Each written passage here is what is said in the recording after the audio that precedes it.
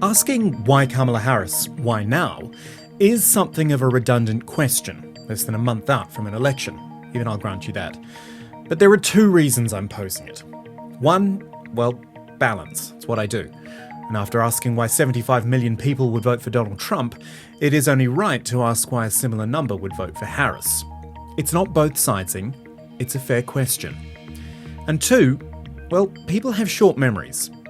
They see the hype around Harris now, the memes, the donations, but they forget these headlines from only a few years ago. The constant criticism that Kamala Harris, Joe Biden's running mate, had become an invisible vice president. A video has also gone viral of President Biden finishing a speech in North Carolina, then apparently turning to shake hands with an invisible person. Hey, her name is Kamala. When's the last time you saw her? Now, there is the argument that a good vice president is one who doesn't necessarily want to be president. They operate in the background, almost by design. They are support staff, which is why they are often sitting senators or governors when picked as a running mate. But 6 years ago, Senator Kamala Harris did want to be president. Do you have an announcement you'd like to make? I am running for president of the United States. Well, And, that's a big announcement. and I'm very excited about it. I'm very excited about it. And this is where you need that longer memory. That was January 2019. By December 2019, she'd suspended her campaign, citing a lack of money. No one voted for Kamala Harris in the Democratic primaries because she didn't even reach them. But 8 months later, she was on the ticket as Joe Biden's pick for vice president. This is not insignificant.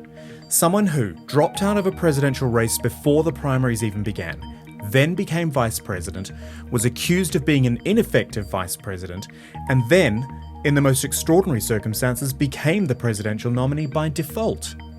It does raise the question if Kamala Harris is the right person, or the right person for right now. But if no one voted for Harris to be the nominee, then the same must be said of the man she replaced. Joe Biden was the incumbent. He insisted on running again, despite all the concerns about his age. The Democratic base did not get a say, and actually that whole lack of process could have been the downfall of the whole party in 2024. So when Biden did step down in those historic circumstances, it undoubtedly worked to Harris's advantage. Biden endorsed her. The party quickly rallied round, so too did the public, and suddenly the Dems' chances of holding the White House got a whole lot better. You know, it may be that Kamala Harris ends up going from invisible vice president to accidental president, and all before ever being tested on the national electoral stage.